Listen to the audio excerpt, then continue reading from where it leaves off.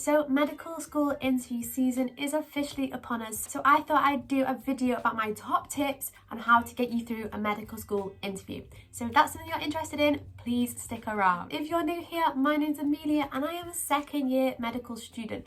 Although it's been a while since I did my interviews, about 3 years ago now, I actually got rejected from medical school 7 times, so I have definitely learned a lot along the way. So I thought I'd do some of my top tips on how to get into medical school through your medical school interview.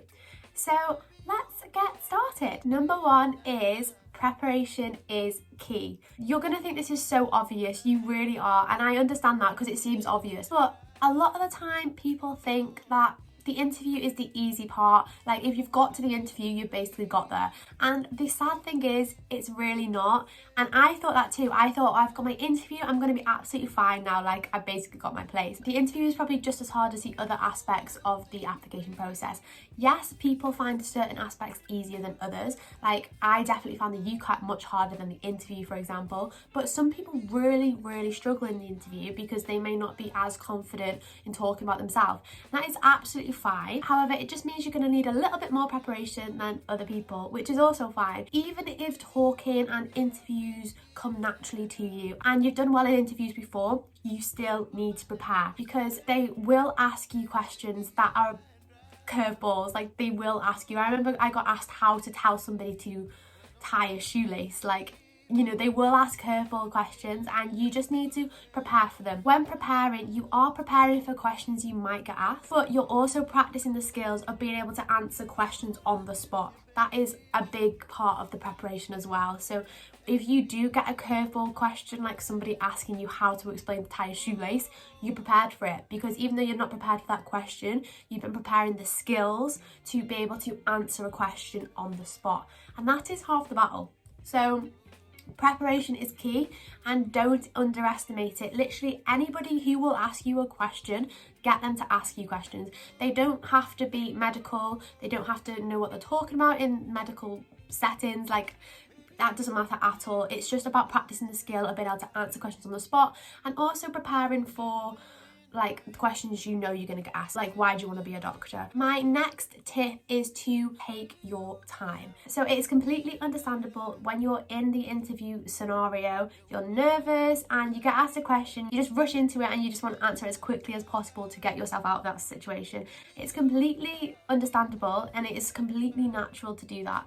However, it is really important to kind of take a step back and think about what they're actually asking you. Don't just rush. You need to go into the question with some sort of flow. When you get asked a question, it is completely justified to wait a few seconds before answering to get some sort of organisation to your thoughts. And obviously I'm not saying wait for ages because it is going to eat into your time that you've got to answer the question. But rather than just like diving straight into it and not really knowing what you're answering with, take a few seconds to think about your thoughts, organise them, and then answer the question with some sort of system to it. That is completely fine, completely justified, and you will not get marked down on it, and it'll actually probably allow you to answer the question to your full potential. Tip number 3 is kind of leading on from that. It is to split the question up. So I've been doing interview prep over the past few weeks, and one common thing I have noticed is that people tend to only answer one part of the question, and it's usually the part that they first hear. So for example, if you got asked a question, tell me about the time you showed teamwork and how that is a good quality of a doctor. A lot of people would answer the tell me about a time you showed teamwork bit of the question because that is the first part you hear.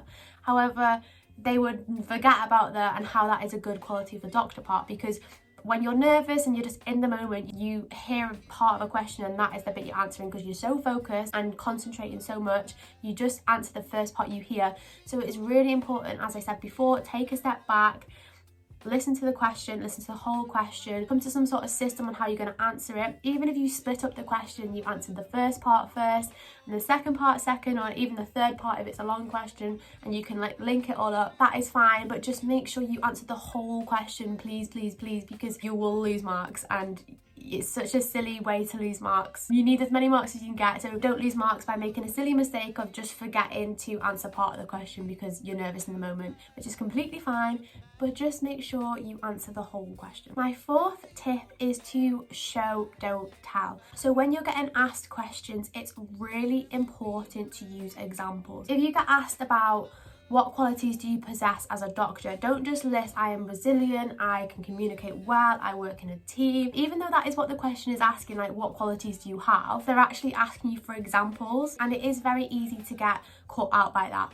But it is really important to show, don't tell. If you are really strong in your communication skills, show them that you are by telling them about examples of times you have communicated well.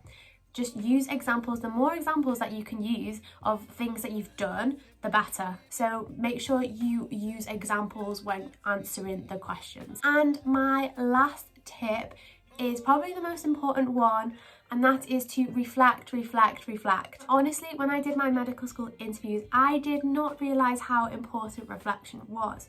Now I'm in medical school, we do reflections like every single week for everything. We write reflective essays, we have to reflect on patients that we've seen, we have to reflect on our sessions. Like, medical schools are really keen on reflection, and that starts before you start medical school as well. So if you are going into your interview showing that you already have the skills of reflection, it's going to take you really far in your interviews, and they're going to really like that quality about you. When you're in your interview, make sure you're reflecting on what you've done, what you've learned, and how it's inspired you further to become a doctor, and how that would make you a good doctor. That's a really good format to follow, and something that they will really like if you do answer your questions in that way. I really hope that's helped. I wish you all the best in your upcoming interviews.